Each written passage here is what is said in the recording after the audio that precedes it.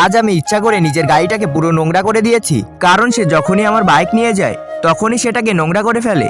আরে তুই কি পাগল হয়ে গিয়েছিস? এখন আমার বাইরে যেতে হবে, যা নিজেই পরিষ্কার করে নে। ভাই, বাবা 10 মিনিটের মধ্যে গাড়ি নিয়ে বের হবে, তাহলে এখন কি করবে? আরে কি বলিস, 10 মিনিটের মধ্যে বের হবে? আমার কাছে এই শক্তিশালী প্রেসার ওয়াশার আছে। প্রথমে এটাকে এভাবে কলের সাথে লাগানো যায়, অথবা এই ফিল্টারটি সরাসরি বালতির মধ্যে রাখা যায়, আর এই অ্যাটাচমেন্ট দিয়ে উচ্চ চাপে গাড়ি পরিষ্কার করা যায়।